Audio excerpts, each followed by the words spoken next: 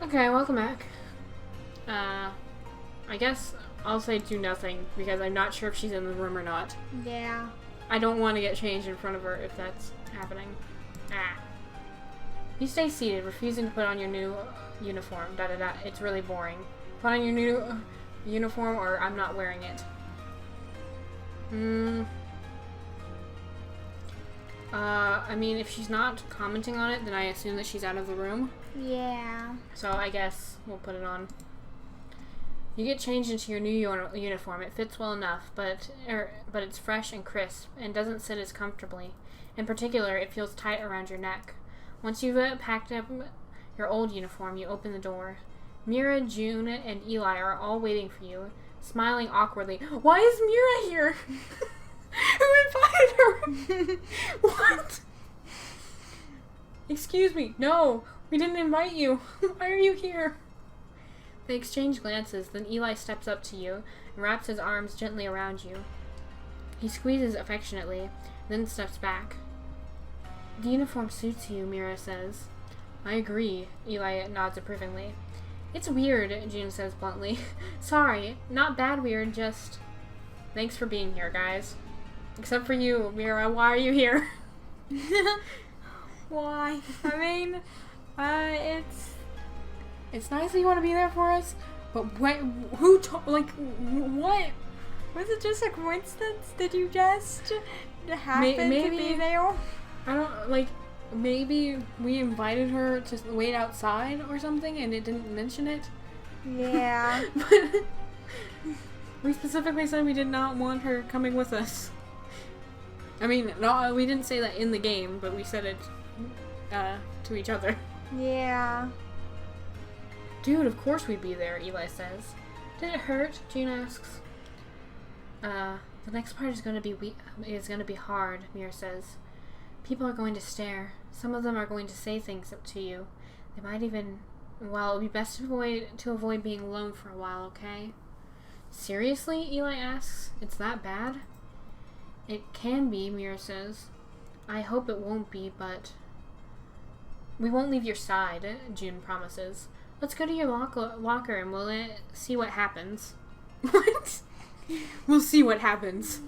Yeah, thanks. Yeah, or... just stand by a locker and just see what ends up happening. Yeah. Wait for someone to punch us. Yes, stand there and just be like, any minute now. Yeah. Someone's going to come. Yeah. So, yeah, thanks. Or let them talk. Let's go. I guess just yeah, thanks. They're saying that they'll walk with me to the locker. Well, with us. A few students stare at you as you walk through the corridors. Nobody attempts to hide the fact that they're looking. A few share conspiratorial whispers, and more than once, people move further away, as if getting close to you would somehow hurt them. This is just some random guy. So, holy shit, Cal! A guy from your English class, whose name you can't recall, says, standing in the middle of the hallway. You? Really? It's Blamora, Mira corrects him. I laugh every time. Because I keep on forgetting that it's Blamora. Yeah. Whatever, he says, walking away and shaking his head. Great, another one, a student says loudly. Fucking freaks, another one agrees. Should just lock the bunch of them up. This is getting ridiculous, a third one says. Not even safe to come to school these days. All of you have the worst voices. Congratulations. Yeah. I can't tell if they're like yelling this or if like one of them said it loudly and then someone else agreed. But are all of them just yelling this at us? Yeah. Because that seems a little bit extreme. Just keep walking or say something to the students. In real life, I would say nothing and I would just like... Yeah. But if I could do what I wanted to, I would be like, fight me! I'm gonna punch you! course I always say I'm gonna bite you. Well, I can bite them too. I'll get my witchy germs all over you. You'll be infected with a witch virus. Yeah. Because apparently having part of a witch in you makes changes your genetic makeup and it makes you part witch. Yep. Now you will be a witch too. Yep. So do we just keep walking or say something to them? Do we want to do what we would do in real life or what I would do if I was brave and not anxious? Let's do what you would do if you were brave. Nice. And not anxious. Don't, Mira says, reading your intentions. Trust me on this one. Why not? June demands. They're being... Mira's right, Eli says. You can't just seriously agree with her. If a student feels threatened, they can report... Oh, sorry, that wasn't Eli. If a student feels threatened, they can report us, Mira says. And the school will always take their word over ours, and their punishments for us are harsh. Yeah, that makes sense. Yeah. I mean, it doesn't make sense in the sense that it's a good thing. It makes sense in the sense of that I can understand why we wouldn't want to do that. Yeah. That's so unfair, June says. Tell me about it, Mira agrees. I can't even use the changing rooms at the same time as everyone else. Apparently, just being there makes them all feel uncomfortable. Just keep walking. By the time you make it back to your locker, word has spread fast. A small crowd has begun to follow you, chattering about you without seeming to care that you're obviously within earshot. There's a whole lot of it never would have guessed, and I always suspected, mixed in with I guess you really never know. Then there are the more insidious comments. It's been less than 10 minutes, and already you can hear people claiming to have heard you cheated the first test. They're starting to wonder who else might have been able to do the same.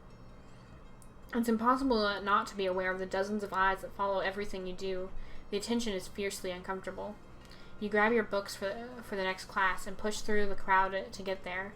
You don't share the class with anyone, so before you go, you say your temporary goodbyes. Do we push through aggressively or try to slip through the gaps? I just try to slip through. Yeah, that's what I would do. Yeah. Being aggressive makes sense because we're upset, but also, I would be afraid of knocking into someone and there being a big scene. Yeah. You manage to get through the crowd of people, and before they can swarm you again, get to your next class. The teacher, a favorite of yours, is already there. She smiles when she sees you, but the smile fades immediately when she takes in your uniform. She takes a visible step backwards, and though she tries to disguise it as retrieving something from her desk, it's obvious that it was because of you. You should take your seat, she says, with forced courtesy. After that, she won't even meet your eye. It's going to be a long class. Ugh. Ah, yes, the best prompt. Yeah. Ugh. Mm-hmm. The students begin to file into the classroom, all of them stopping to stare at you as they do. Obviously, none of them are used to having a class with a witch, let alone the idea of someone they knew being one. Slowly, they begin to take their seats, but it doesn't escape your notice that the ones around you are the last ones to be filled. Throughout the entire class, you hear whispers all around you. The teacher ignores them, just like she ignores you. She actually manages to get through the entire lesson without looking at you once. She's the only one. Finally, the class is over, but the day has only just begun. You have an entire day of this to get through. No way, I can't do this. Go home early. It's fine, I can handle it. Would be stick it out. I mean, I'm kind of wary of what the parents are going to be like. Yeah. Because they were so against witches to begin with. Yeah. So I'm like, maybe we can stick it out for this time and just see how bad it is. Yeah. And then we can run away forever if it's terrible. Let's. Yes. It's fine. I can handle it. Probably not. The rest of the day, huh? It's fine. Yeah.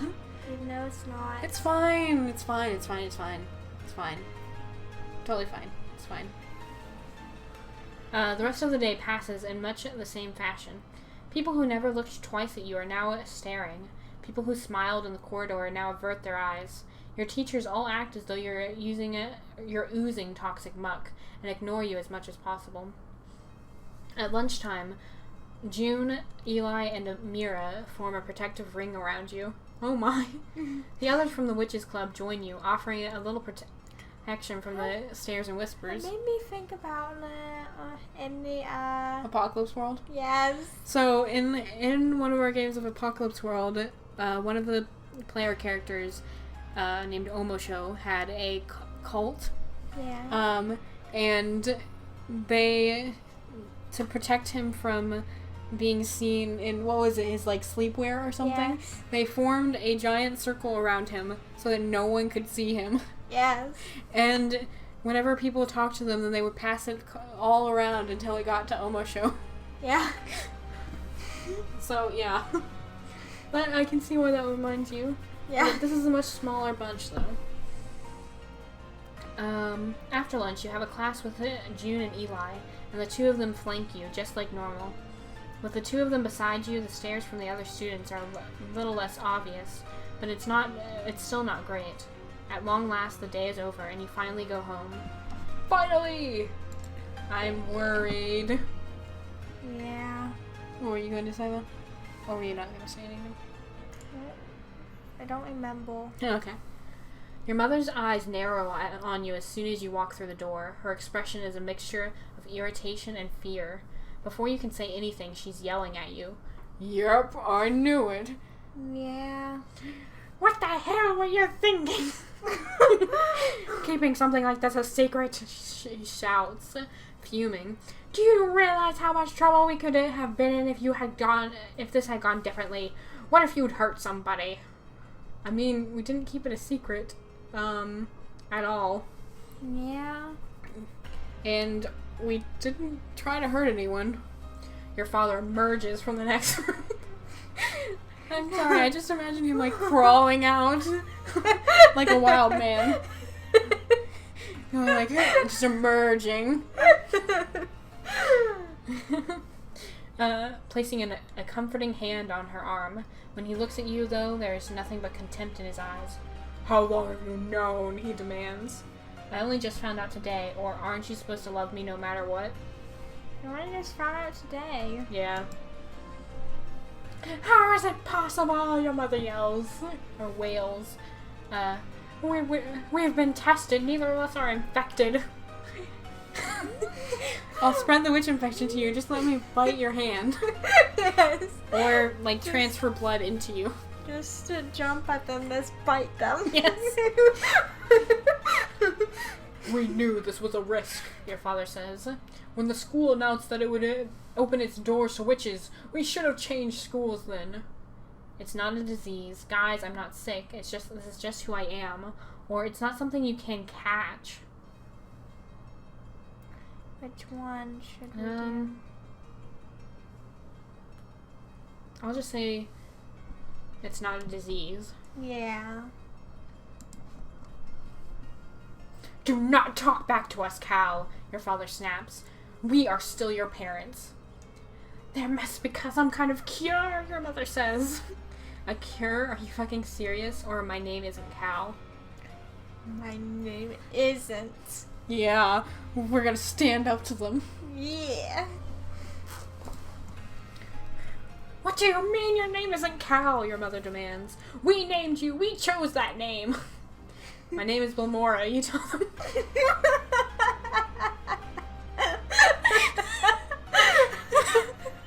I'm sorry. It's just a really bad name.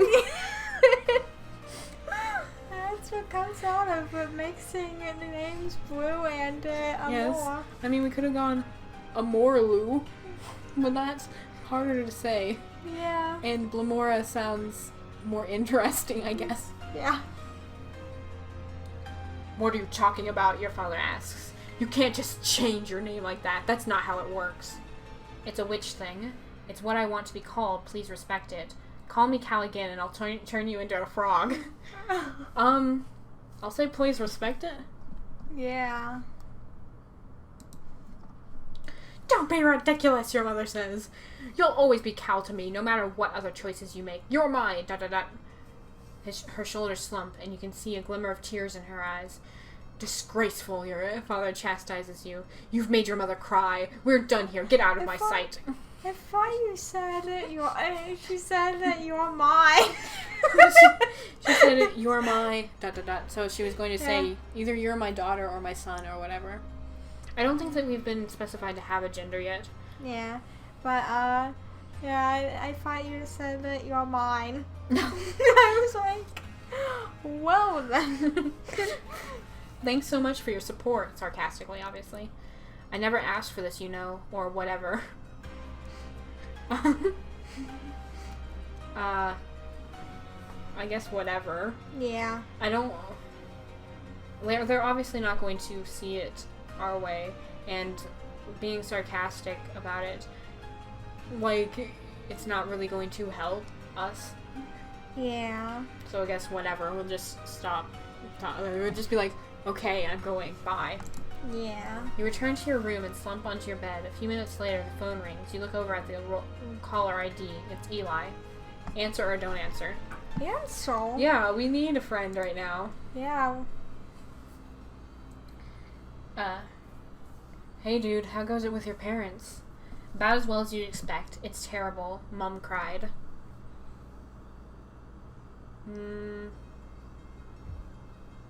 I would say either terrible or mom cried.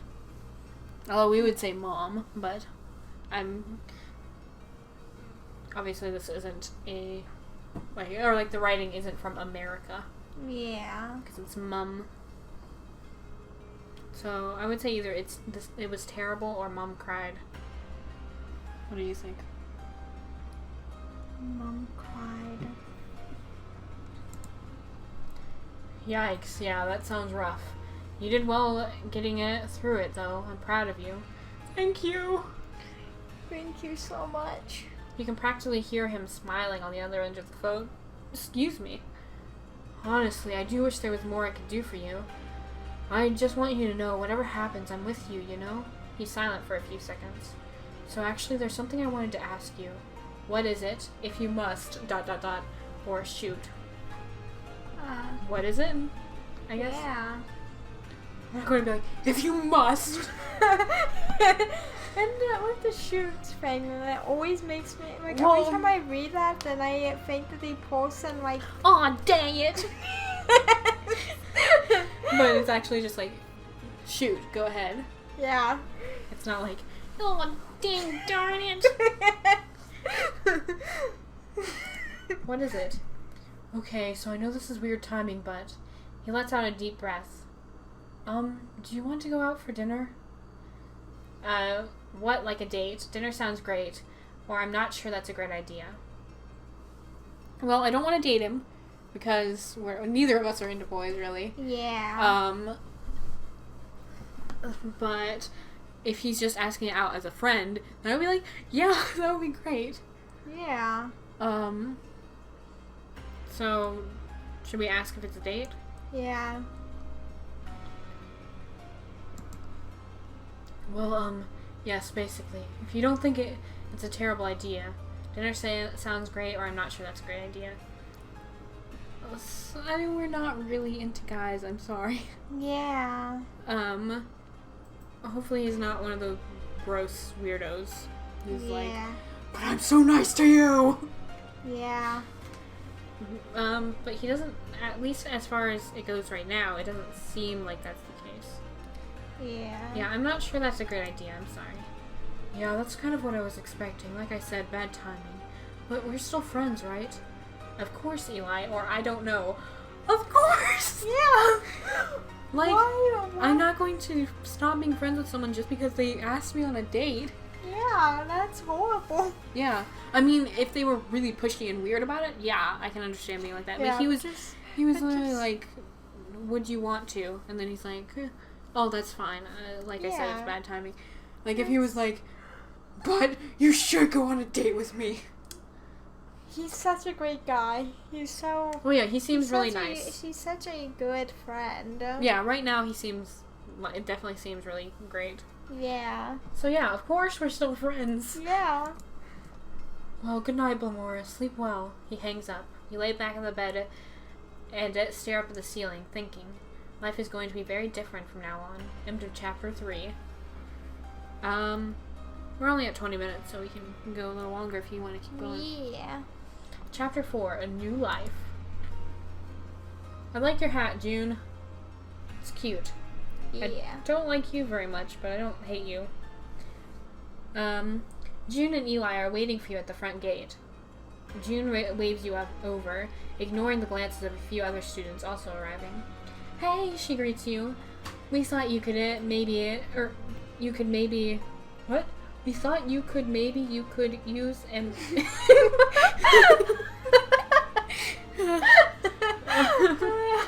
Okay. I'm just going to read it how it should be said, which is, we thought you could maybe use an entourage to get to your locker in one piece. Thanks, I'd rather not have to walk alone. Oh no! Look who it is! The girl I keep on trying to call Sinopia. Who I don't like at all. Yeah. Even though she's kind of cute. Yeah. June and Eli walk you to your locker, chatting idly. People stare, but nobody says anything. Eli does his best to keep your attention off of it. When you reach your locker, they make sure you're okay, and then wander off to their own lockers. Boo! Sophia says, crouching down beside you. Guess what? With your new schedule, we're now in class together. That's great. Oh, really? Or crap. I wouldn't think, I wouldn't say crap. We're together. But I don't specifically think that that's great. So I would probably go with, oh, really? Yeah. Yep, you're stuck with me, she says happily. Got your books? Cool, let's go. The weirdest thing with you, Ansi Chronicles Sinopia is how different. Well, yeah, okay, so my character Sinopia is, the most stoic kind of person. She also, she's super gay, so she wouldn't, like boys, which is a thing that Sophia or whatever, has, where she's being weird with the one guy. Yeah. Kurt! Yes. But, Sinopia is, very, very stoic, strict, doesn't really emote that much. So yeah, very different. Yeah. She skips along beside you, seeming oblivious to the incredulous and occasionally disgusted looks directed at her. If it bothers her, it doesn't show. The two of you arrive at your first class at the same time as your teacher. He frowns at you, but steps aside to let you in first. Sophia gives him a dazzling smile. Take your seat. Sophia takes it. You can't just be like, no, I will not sit down. I will. Oh, wait, no. You're sort of like, no, I will sit down here on the floor. Last night Yeah, Blue sits on the floor constantly, even though there's a chair right next to her. Yeah, I do that. I say that I'm doing magic to make myself shorter. Yep. She's gonna grow taller than me. I am doing magic to make myself shorter. But, yeah, you're definitely going to grow taller than me. You're, really far up my forehead. But it's not surprising because I'm very short. Let's see. Sophia takes the seat beside you and immediately pulls out a bag of chips. What? You're not supposed to eat in class. You stare incredulously as she brazenly starts eating in the middle of class, but if anyone else notices, they don't say anything. What? She asks with a mouthful of chips. Oh, right. Didn't you think it was weird we didn't get chewed out for being late? She giggles. He didn't recognize us, and right now he thinks we're just sitting down and focusing on him talking. Cool, right? When you don't immediately agree with her, her face falls. It's magic, illusions and stuff. That's what I'm good at. I can make people see and hear things that aren't real. Also feel and smell. Oh, and taste. So all the senses then. What? That's it? Or you forgot one?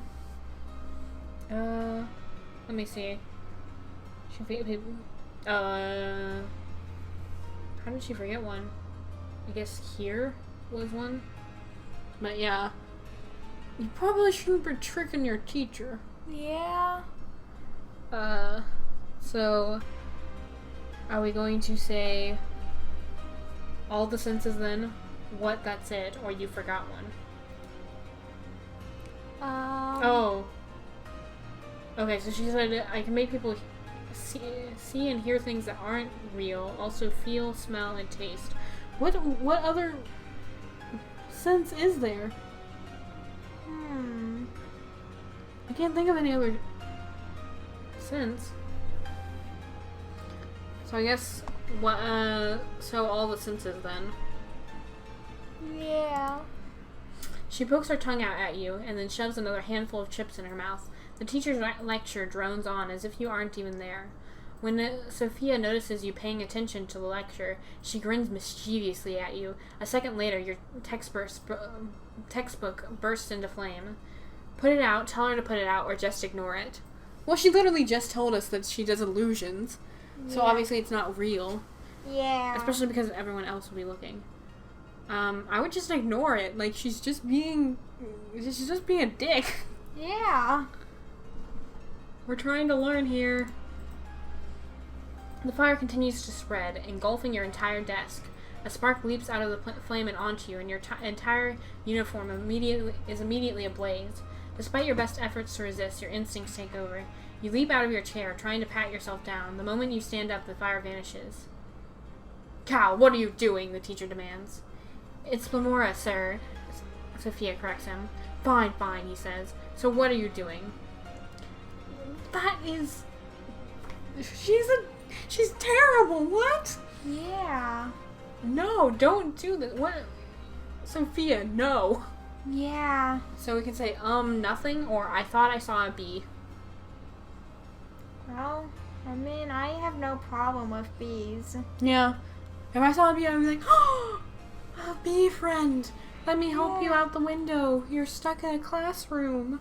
Oh, no. Yeah, and moving a lot makes them... Oh, yeah, the only reason that they ever sting is because they think that they're in danger. Yeah, which a lot of times is because people were trying to... Yeah, people are, like, swatting at them. Yeah. Well, that's why if you stand still... Like, even whenever bees, like, bump into people because they're flying forward, then usually they're just like, huh? What? Oh, okay, I'll move around this. Yeah. As long as you don't try to swat at them. Yeah. So, yeah. Protect the bees. Nothing? Well, you can do nothing outside, he says. Sophia, you two. Don't think I don't know you had a hand in this. I don't know what you're talking about, sir, she says with an obvious feigned innocence. Out, he says. The two of you pack up your books and leave the classroom. I don't get it. Why do they throw them out of the... No, they do that in public schools. They just make you sit out in the hallway. But then you don't learn. Yeah, I know. Like, they had me do, like whenever I was in public school, which was a lot, like, we don't go to public school. We've been homeschooled for most of our lives. But whenever I was in public school, they made me do that one time because I think a friend was talking to me and they were mad that I wasn't talking back, so I said something back and then I got thrown out and I had to sit in the hallway. Yeah, and they just have you sit there. You don't get to learn anything. That doesn't make sense. No, I know. It's terrible. Because then that just defeats the point of the school. Yeah. If someone is constantly getting in trouble, then they read it more nothing. Yeah. Well, and I'm sure some people get in trouble specifically so that they'll be thrown out of class so that they can go do whatever they want. Yeah. Like, in general, public school system, not great. Yeah. Okay, I guess we have to wait outside. We should actually end the episode now, though. So, yeah. We will be back in the next episode. Bye. Bye.